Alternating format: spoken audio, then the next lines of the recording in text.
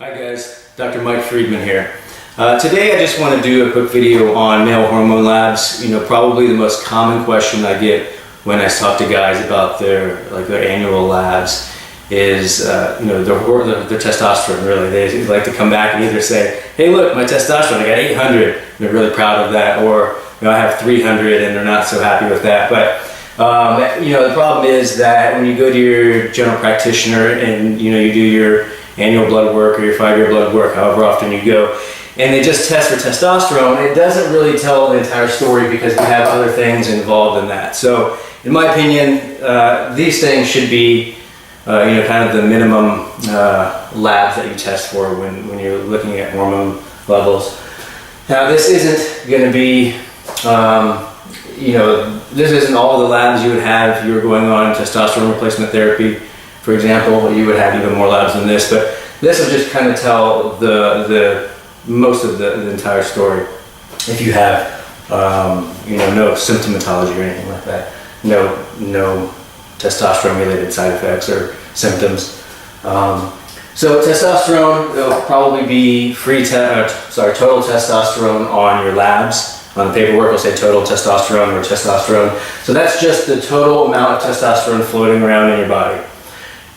What we have here, which I like to test for, is free testosterone. So free testosterone is the total amount of testosterone in your body that is available for the body to be used, or available to be used by the body.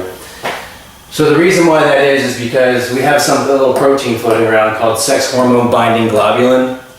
The sex hormone binding globulin is just that, it binds to the testosterone and renders some of it useless. It's kind of the historical thought on that. Some new research is showing that that's maybe not actually true, but as far as our knowledge, our active, useful knowledge today,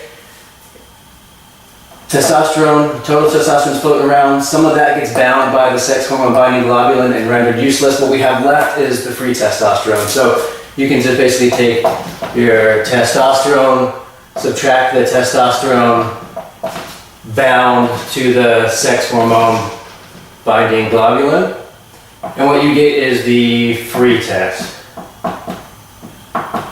the available testosterone. Okay, so if you could have testosterone, let's say you have a great testosterone number high for a male, it's 800, 900, you come back, you're like, wow, I have 800 testosterone levels, and they didn't check your free testosterone or your sex hormone binding globulin. Okay, so what if this was, you had 800, but the testosterone bound to the sex hormone binding globulin was, a really high amount, and you came back and your free testosterone was actually low. I mean, that's possible. So if you don't get the free test and the sex hormone binding globulin tested, you wouldn't know that. Again, estradiol. So there's several estrogens in the body, primarily E1, E2, and E3, three major types of estrogen in the body. Testosterone can convert to estrogen in the body through enzymatic pathways. So the first estrogen that testosterone converts to is estradiol. So if your estrogen is going to be high, most likely your estradiol is going to be high because that's the first one it goes to. So we just test estradiol. So again, if you have, I'll just erase this here. If you have good, high total testosterone in your body, but let's say, maybe your test labs come back low. Let's say they come back 300, 400, and you didn't get estradiol tested. Well, maybe some of that, your testosterone is converting to estradiol. So your estradiol could be really high because some of it's converting. So if you have low total testosterone, but high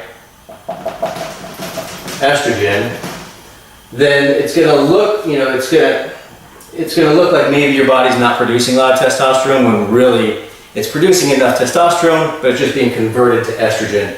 So that's another thing that can, that can happen where if you just test your testosterone and not your estradiol, then you don't get that whole story. So, you're going to get your blood drawn anyways.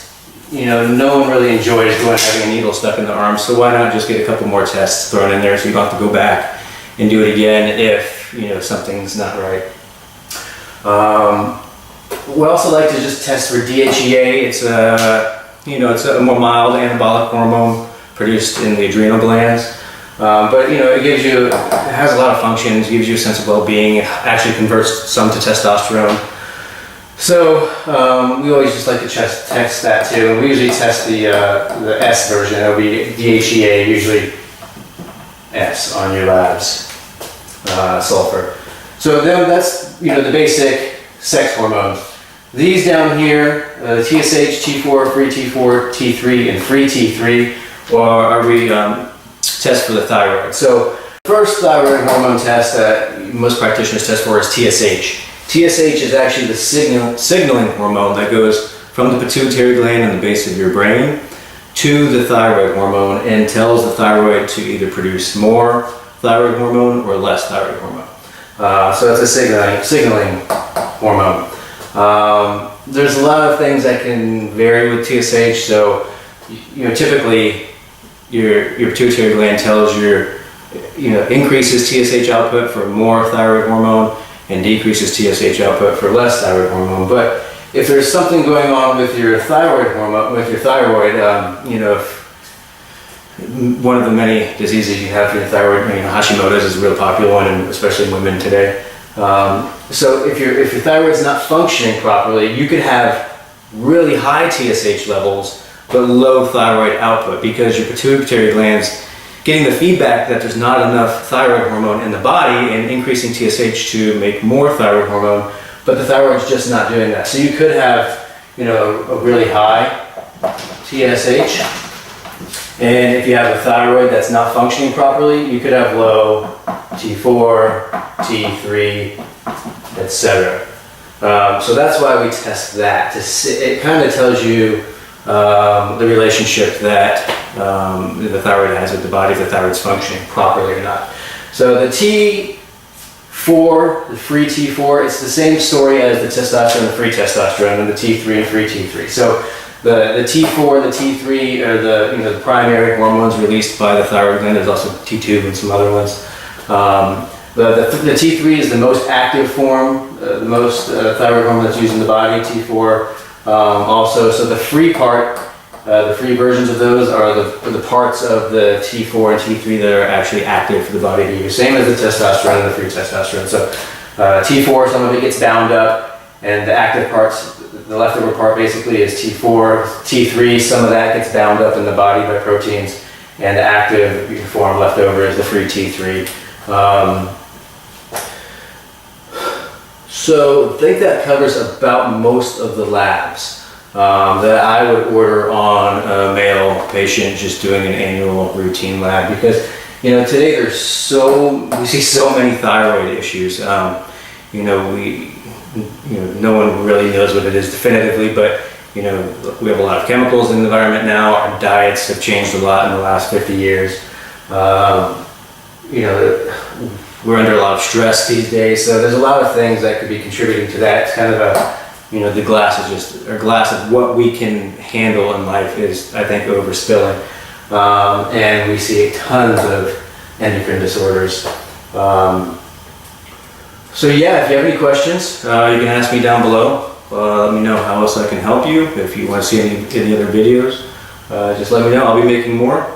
But I think that covers that for today. I'll probably do some more in-depth videos for hormone panels in the future, but just want to get something quick up for you guys, and I'll talk to you later. Thanks. Bye.